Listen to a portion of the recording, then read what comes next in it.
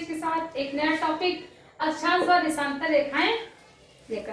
दोस्तों, इससे पहले हमने बात की थी पृथ्वी की आंतरिक संरचना, जलमंडल, वायुमंडल, स्थलमंडल में। उसमें हमने आपको कुछ बेसिक जानकारी दे दी थी रेखाओं के बारे में। क्लियर? आज हम बात करते हैं अक्षांश रेखाएं। सबसे पहले बात करते हैं अक्षांश रेखाएं। ये है क्या?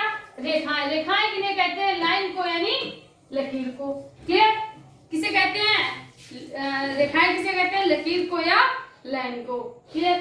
अब जो रेखाएं हैं वो दो तरह की है, एक तो खड़ी रेखाएं और दूसरा पड़ी रेखाएं, यानी अक्षांश व, जिन्हें नाम दिया गया अक्षांश और देशांतर रेखाओं को। हमें सीखना कैसे है? हमें किसी चीज को रटना नहीं है, हमें सिर्फ क्या है, उसका फिगर, और उसका फिगर हमें अपने माइंड में सेट करना है। तो सबसे पहले हम बात करते हैं अक्षांश रेखाओं की। ध्यान से देखना,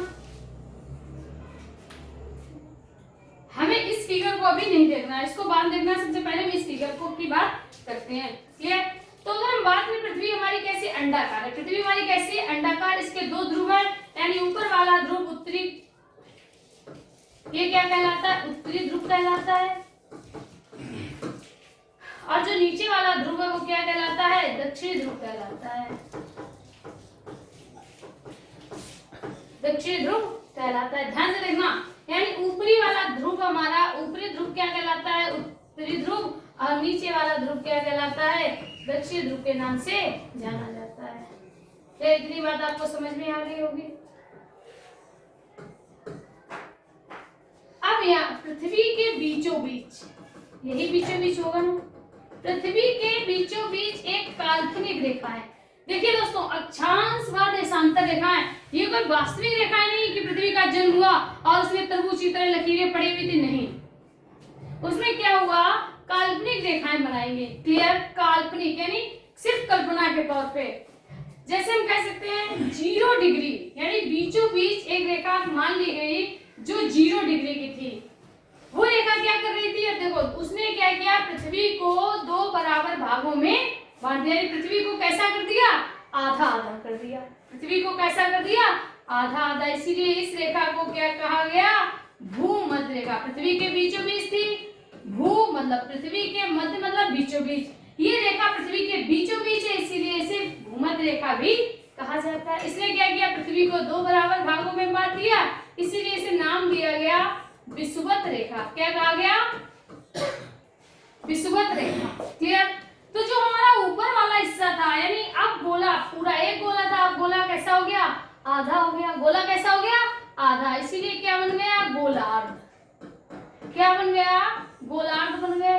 ऊपर वाला गोलार्ध हमारा क्या कहलाया? उत्तरी गोलार्ध, और नीचे वाला गोलार्ध क्या कहलाया?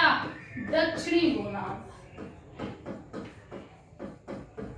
दोस्तों, अगर आपने हमारे प्रीवियस वीडियो देखे होंगे तो आप बताइए किस गोलार्ध को जल गोलार्ध कहा जाता है? बता चुके हैं, नीचे वाले हिस्से में जल की अधिकता है ऊपर वाले गोलार्ध की अपेक्षा, इसीलिए उत्तरी गोलार्ध को स्थल गोलार्ध और दक्षिणी गोलार्ध को जल गोलार्ध के नाम से जाना जाता है।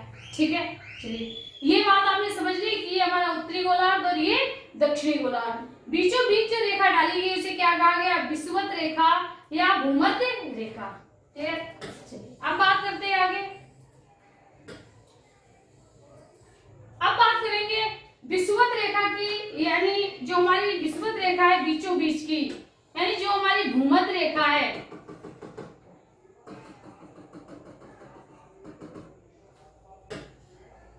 बात करते हैं आगे की, यानी जो 0 डिग्री अक्षांश है वो हमारा क्या कहलाता है? विषुवत रेखा। इस तरह कुछ अन्य रेखाओं के भी नाम दिए गए हैं। चलिए, ये हमारा पृथ्वी का केंद्र है, यानी अगर हम बात करें तो ये पृथ्वी का बिल्कुल सेंटर है, यानी केंद्र।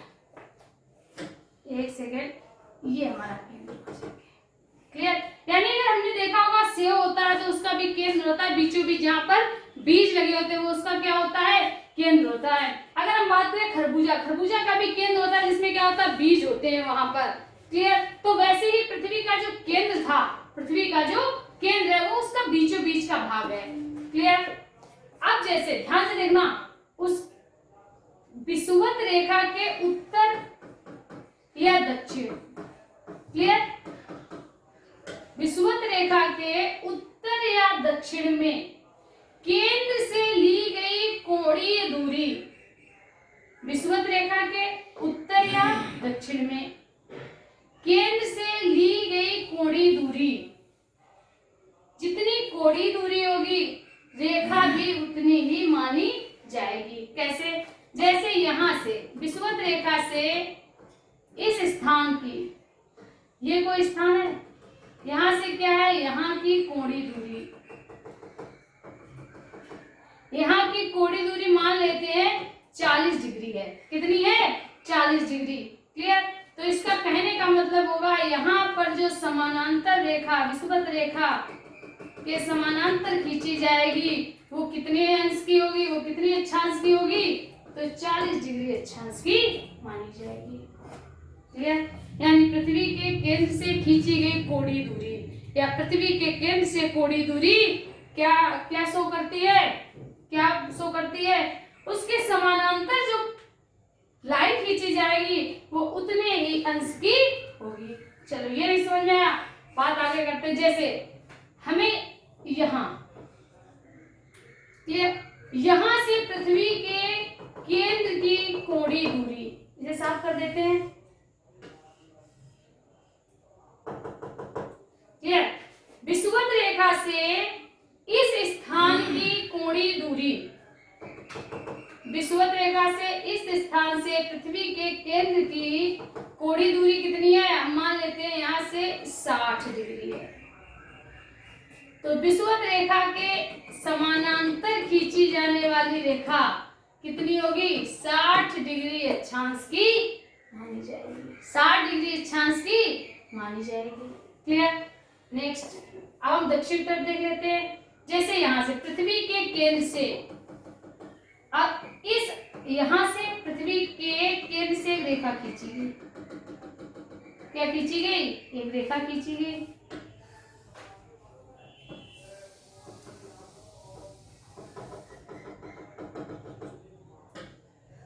क्लियर। अब यहां तक की कोणीय दूरी कितनी थी, 90। कितनी थी, 90 थी।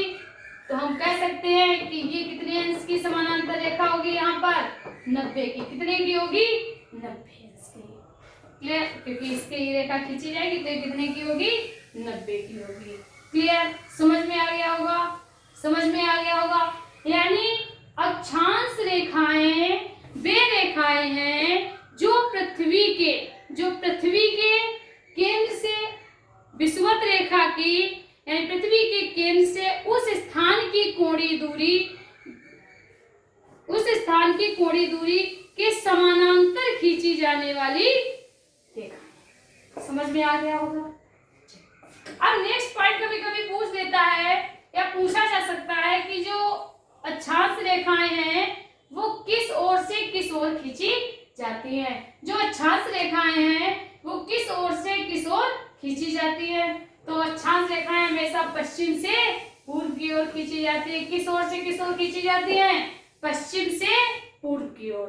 किस ओर, पश्चिम से पूर्व की ओर। ये समझ में आ गया होगा आपको। अब इसके बाद हम बात करते हैं कुछ प्रमुख रेखाओं की। जैसे पृथ्वी हमारी कैसी है, गोल, बीच में जो रेखा है उस रेखा को क्या कहा गया, भूमध्य रेखा। क्या कहा गया, भूमध्य रेखा। यानी 0 डिग्री से 23.5 डिग्री, अब ये उत्तर में ना तो उत्तरी, पृथ्वी से 23.5 यानी बात करें तो 0 डिग्री के 23.5 डिग्री उत्तरी खींची जाने वाली रेखा क्या कहलाती है, कर्क रेखा कहलाती है। क्या कहलाती है, कर्क रेखा कहलाती है। और 23.5 डिग्री दक्षिणी में खींची जाने वाली रेखा क्या कहलाती है, मकर रेखा कहलाती है। क्या कहलाती है, मकर रेखा। समझ में आ गया होगा। 23.5 डिग्री उत्तरी कर्क रेखा, 23.5 डिग्री दक्षिणी मकर रेखा, 66.5 डिग्री उत्तरी आर्कटिक रेखा। कौन सी रेखा? आर्कटिक रेखा। और 66.5 दक्षिणी रेखा क्या कहलाती है? अंटार्कटिक। याद आया? आर्कटिक और अंटार्कटिक क्या कहलाई? अंटार्कटिक रेखा। क्लियर?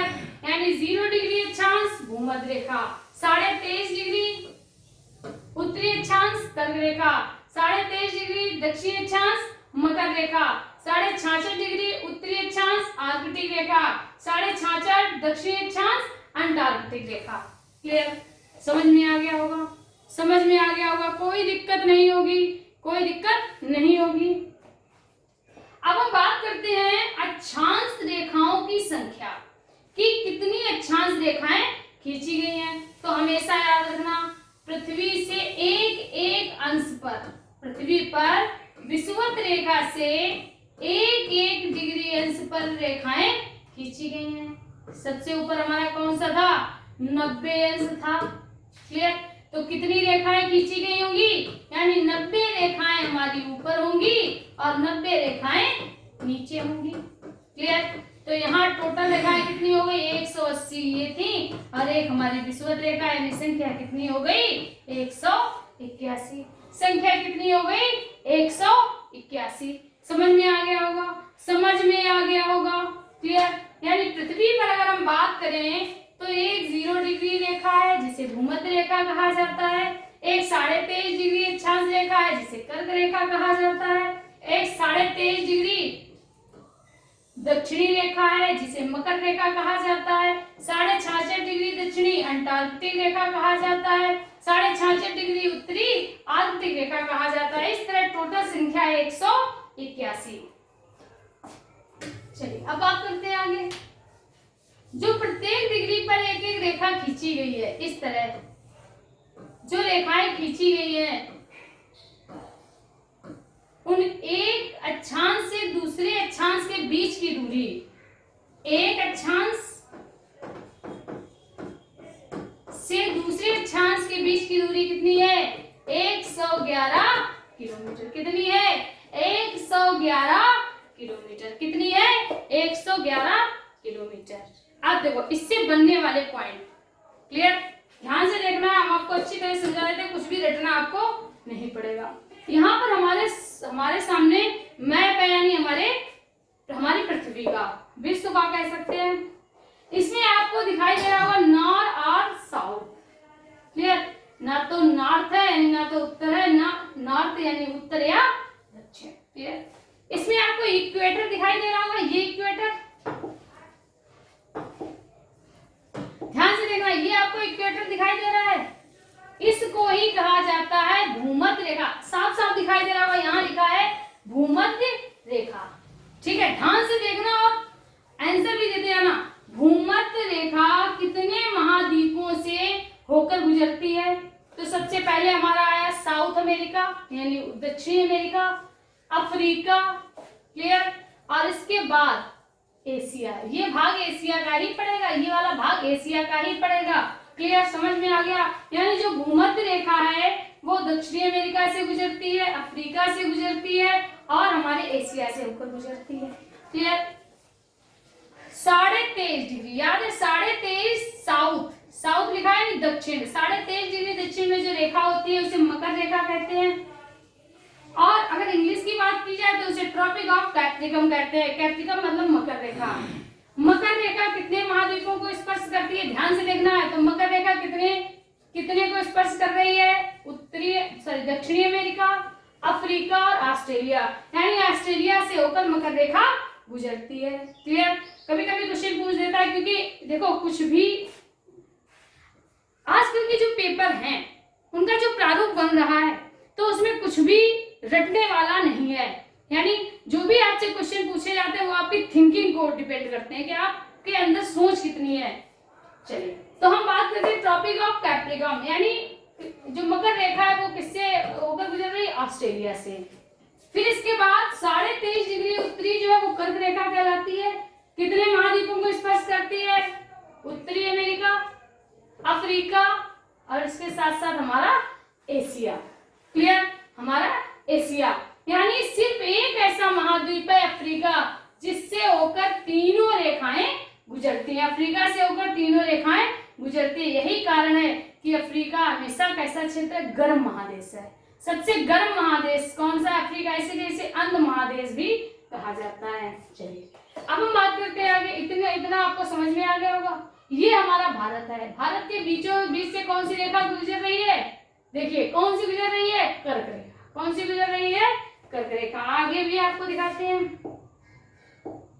ये देखिए, ये है कर्क रेखा, दिखाई दे रही है। भारत के बीचों बीच से होकर गुजरती है। कितने राज्यों को स्पर्श करती है? 8 राज्यों को। कितने राज्यों को स्पर्श करती है? 8 राज्यों को। कितने राज्यों को स्पर्श करती है? 8 राज्यों को। क्लियर, वो कौन कौन से राज्य हैं सब आपको बताएंगे। क्लियर, समझ में आ गया होगा। चलिए अब ये था हमारा अक्षांश रेखाएं। अब बात करते हैं देशांतर रेखाओं के बारे में।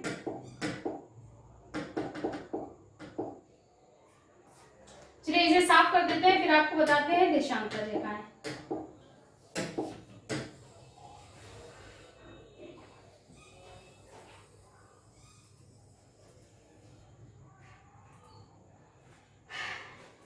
तो अक्षांश रेखाएं क्या थी? अक्षांश रेखाएं क्या? पश्चिम से पूर्व की तरफ खींची जाने वाली काल्पनिक रेखाएं अक्षांश रेखाएं कहलाती हैं। अब बात करते हैं देशांतर रेखाओं की। कभी कभी पेपर में पूछ दिया गया अक्षांश रेखाएं क्या बताती हैं, तो हमेशा अक्षांश रेखाओं से ताप और दाब का, अभी जब आपको बताएंगे दिन और रात कैसे होते हैं, दिन और रात की अवधि जो बढ़ती बढ़ती रहती है, क्यों बढ़ती बढ़ती रहती है, और जो ऋतु परिवर्तन होता है वो किस कारण होता है, उसमें आपके अक्षांश रेखाएं महत्वपूर्ण भूमिका निभाने वाली हैं। तो हम आपको बताते हैं नेक्स्ट हमारा पॉइंट क्या है? देशांतर रेखाएं। देखिए ये हमारी कैसी है? पृथ्वी। बताया था ना पृथ्वी कैसी है? गोल। अक्षांश रेखाएं किससे? पश्चिम से पूर्व की ओर खींची जाती थी। लेकिन जो देशांतर रेखाएं हैं वो देशांतर रेखाएं किस ओर से खींची जाती हैं? देशांतर रेखाएं हमारी उत्तरी ध्रुव से दक्षिण ध्रुव की ओर खींची जाती हैं। उत्तरी ध्रुव से दक्षिण ध्रुव की ओर खींची जाने वाली काल्पनिक रेखाएं क्या कहलाती हैं? देशांतर रेखाएं कहलाती हैं। क्या कहलाती हैं? देशांतर रेखा कहलाती हैं। क्लियर? जब हमारी देशांतर रेखाओं का निर्माण हो रहा था, यानी जब देशांतर रेखाएं खींची जा रही थी, तो एक बहुत बड़ी समस्या आ रही थी, क्योंकि जहां से शुरू करते थे और यही नहीं पता होता था कहां से शुरू किया कहां से खत्म किया। इसीलिए क्या किया गया, जो ग्रीनविच नामक स्थान था, ग्रीनविच लंदन में एक स्थान है ग्रीनविच, ग्रीनविच के बीचों बीच जो रेखा थी उसे बीच की रेखा मान लिया गया। जैसे ये रेखा थी, इसे मान लिया गया 0 डिग्री देशांतर। ध्यान से देखना, इसे क्या मान लिया गया? 0 डिग्री देशांतर। कारण क्या था? स्थान कभी भूले नहीं जा सकते, वहां के लोग थे, इसे क्या मान लिया गया? 0 डिग्री देशांतर। और यहां से रेखाएं खींची गई। हमारी पृथ्वी कितने अंश की है? कोई भी गोलाकार वस्तु है, अगर नहीं पता चलिए ये बताइए।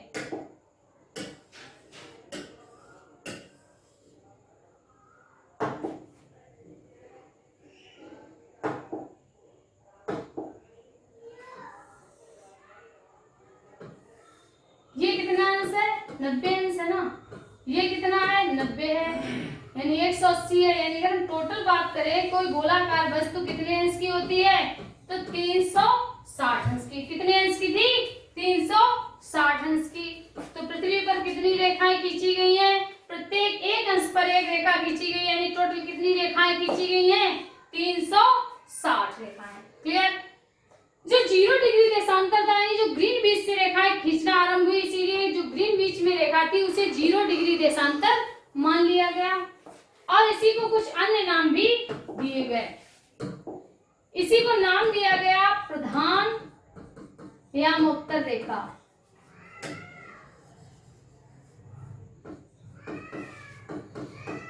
प्रधान यामोत्तर रेखा, इसी को नाम दिया गया प्रधान मध्याह्न रेखा। इसी को नाम दिया गया अंतरराष्ट्रीय समय रेखा।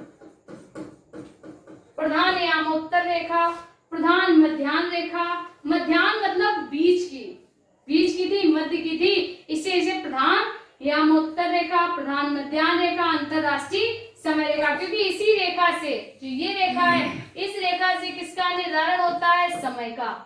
किसका निर्धारण होता है? समय का। तो हमने पहले क्या सीखा? देशांतर उत्तरी ध्रुव से दक्षिणी ध्रुव की ओर खींची जाने वाली काल्पनिक रेखाएं क्या कहलाई? देशांतर रेखाएं। क्या कहलाई? देशांतर रेखाएं। देशांतर रेखाओं की संख्या कितनी थी? कितनी देशांतर रेखाएं खींची गई? प्रत्येक 1 डिग्री पर एक रेखा खींची गई। टोटल देशांतर रेखाओं की संख्या कितनी थी? टोटल देशांतर रेखाओं की संख्या कितनी थी? 360। क्लियर? चलिए अब बात करते हैं, जो 360 रेखाएं थी उनको पार करने में कितना समय लगता था? 24 घंटे का। कितना लगता था? 24 घंटे का। अगर हम बात करें 12 घंटे में, 12 घंटे में कितने मिनट होते हैं? तो 12 गुणे 60, 72, यानी 12 घंटे में 720 होंगे, तो 24 घंटे में इनकी संख्या कितनी हो जाएगी? 1440। क्लियर?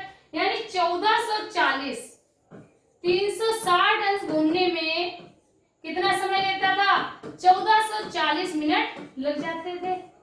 क्लियर? तो एक अंश घूमने में कितना समय लगेगा? 1440 बटे 360, कितना लग जाएगा? 4 मिनट का समय लगता था। कितना समय लगता था? 4 मिनट का। जिसे ना समझ में आया हो फिर से बता दे, जिसे ना समझ में आया हो फिर से बताएं। पृथ्वी पर कितनी रेखाएं हैं? 360 रेखाएं हैं, और प्रत्येक रेखा एक अंश पर खींची गई है। समझ में आ गया? 360 अंश को घूमने में, यानी एक चक्कर लगाने में, यहां से शुरू होगा यहां पे खत्म होगा, यानी एक चक्कर लगाएगी। एक चक्कर लगाने में समय कितना लेता है? यानी अगर हम बात करें 1440 मिनट, या हम बात करें 24 घंटा, आप कन्वर्ट करके देख लो, 24 घंटा या 1440 मिनट। 360 अंश में घूम जाती है, 360 डिग्री घूम जाती है। तो 1 डिग्री घूमने में कितना समय लेगी? 1440 बटे 360, यानी 4 मिनट। समझ में आ गया? यानी जो इस रेखा थी, ये रेखा, इस रेखा के पूर्व में जो 1-1 डिग्री पर रेखाएं खींची गई थी, दिख नहीं रहा होगा आपको,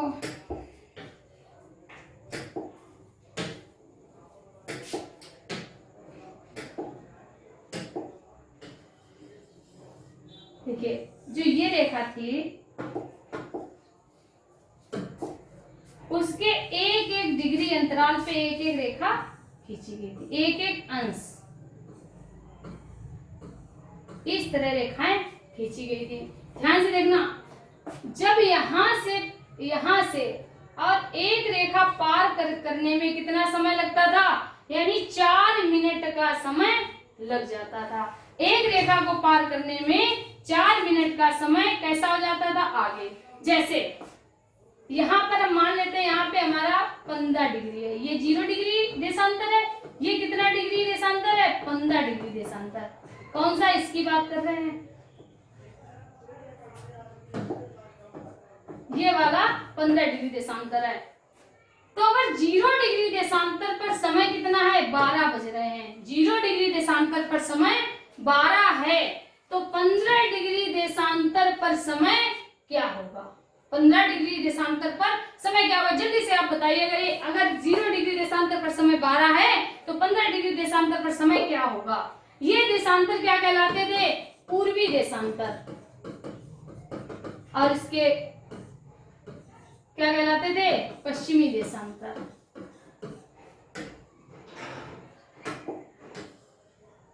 क्लियर? चलिए, अगर आपने निकाल लिया तो अच्छी बात है। हमने आपको क्या बताया? 1 डिग्री आगे बढ़ने में समय कितना बढ़ जाता है? आगे 1 डिग्री आगे बढ़ने में समय कितना लग जाता है? 4 मिनट। कितना आगे बढ़ना है? 15 डिग्री। तो समय कितना हो जाएगा? आगे कितना बढ़ जाएगा? 60 मिनट बढ़ जाएगा, यानी 1 घंटा आगे बढ़ जाएगा। तो यहाँ पर समय क्या होगा? यहाँ पर समय क्या होगा? जल्दी बताइए, यहाँ पर समय क्या होगा? 1 बज जाएगा। समझ में आ गया? समझ में आ गया आपको?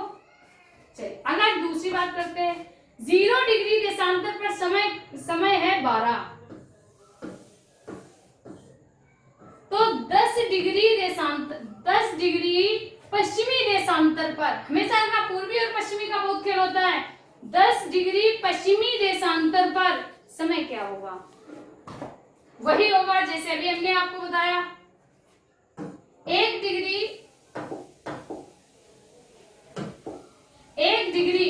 अब देखो पीछे जाएगा। क्लियर? यहाँ पर समय क्या था? आगे जैसे पीछे जाएगा, 1 डिग्री पीछे बढ़ने में समय कितना कम होगा? 4 मिनट।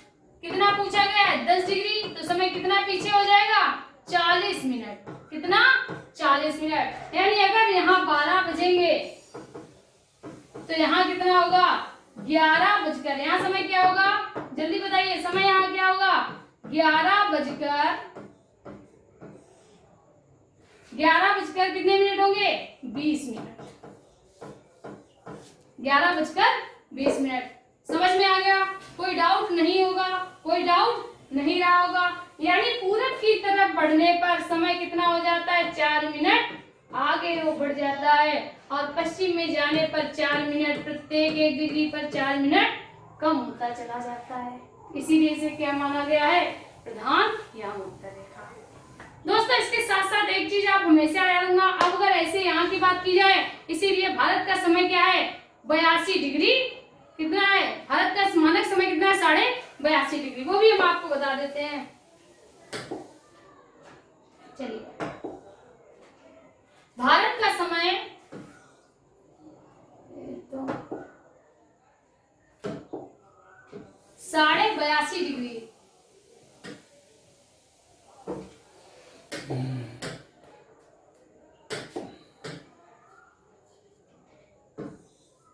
भारत का समय 82.5 डिग्री पूर्वी माना जाता है। 82.5 डिग्री पूर्वी। क्लियर? यानी अगर हम बात करें समय का निर्धारण कहां से किया गया है, तो यहाँ ग्रीनविच, ये आपको रेखा दिख रही होगी, इस रेखा को ही कहा गया, इस रेखा को क्या कहा गया? ग्रीनविच रेखा। क्या कहा गया? ग्रीनविच रेखा। ग्रीनविच नामक स्थान से खींची गई है। इसी को कहा गया अंतरराष्ट्रीय समय रेखा, इसी को कहा गया प्रधान यामोत्तर रेखा। तो भारत का समय अगर 82.5 डिग्री पूर्वी है, तो वह लंदन के समय से आगे होगा या पीछे? भारत कहाँ है? लंदन यहाँ है। भारत कहाँ है? यहाँ। तो किधर स्थित है? पूरब में स्थित है। तो हमेशा भारत का समय कैसा होगा? आगे रहेगा। कितना रहेगा? आगे रहेगा। कितना रहेगा? अभी आपको बताते हैं। चलिए, सबसे पहले 1 मिनट बढ़ने पर 1 डिग्री बढ़ने पर समय कितना हो जाता है? 4 मिनट आगे हो जाता है। चलिए, 4 दूना 8, 4 अट्ठे 32,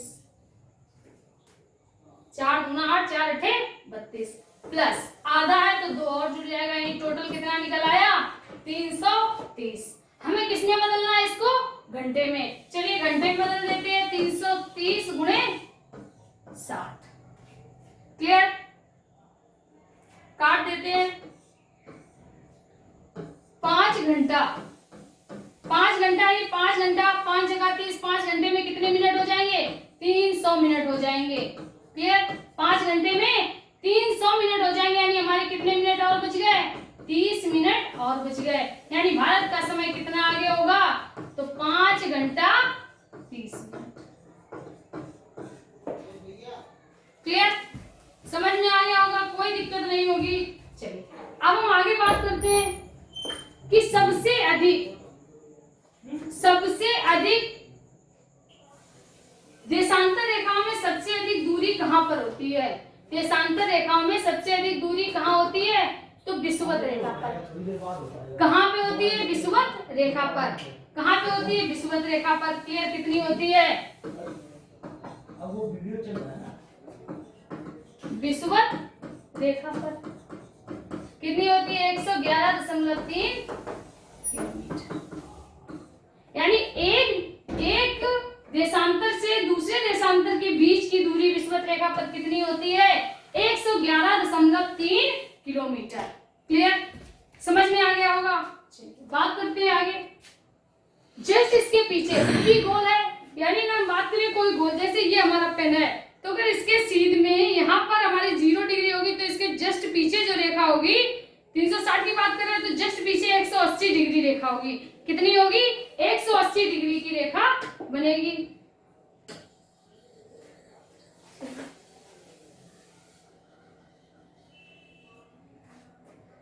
तो 180 डिग्री की अगर हम बात करें, प्रत्येक 1 मिनट पर प्रत्येक 1 डिग्री पर 4 मिनट बढ़ रहा था, तो 180 18 चौक 720। अगर हम 720 की बात करें यानी 12 घंटे बढ़ जाते हैं। कितने बढ़ जाते हैं 12 घंटे। यानी इस रेखा के पीछे यहां से यहां तक जब आएगी तो कितने घंटे बढ़ जाएंगे, कितने घंटे बढ़ जाएंगे 12 घंटे। कितना बढ़ जाएगा 12 घंटे बढ़ जाएंगे। इधर ये बढ़ जाएंगे और यहाँ पर क्या होगा 12 घंटे कम हो जाएंगे। क्लियर, 12 घंटे इधर बढ़ जाएंगे और इधर 12 घंटे कम हो जाएंगे। इस तरह जो इसके पीछे की रेखा होती है 180 डिग्री की जो देशांतर रेखा होती है उसे अंतरराष्ट्रीय तिथि रेखा कहा जाता है। क्या कहा जाता है अंतरराष्ट्रीय तिथि रेखा। क्या कहा जाता है अंतरराष्ट्रीय तिथि रेखा। एक सेकेंड,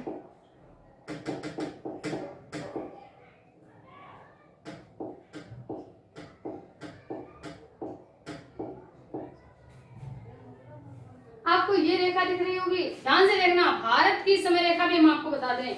भारत का समय अगर जैसे 1 डिग्री अक्षांश पे अगर बढ़ रहा, सॉरी देशांतर पर बढ़ रहा है तो यहाँ पर कितना है, ध्यान से देखना कितना, ये आप देख के बता सकते हो 68 डिग्री।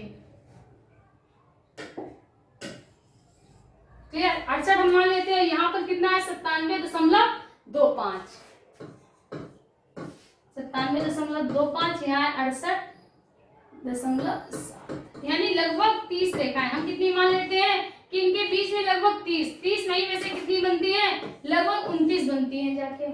क्लियर, कितनी रेखाएं बनती हैं लगभग 29 रेखाएं बनती हैं।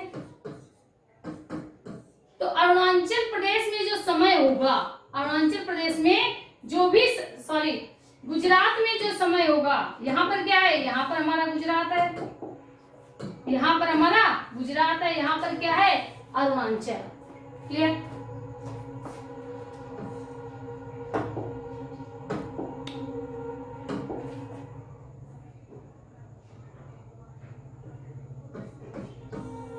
तो यहाँ का समय गुजरात का समय है वो पीछे होगा, अरुणाचल प्रदेश का समय 116 मिनट आगे होगा।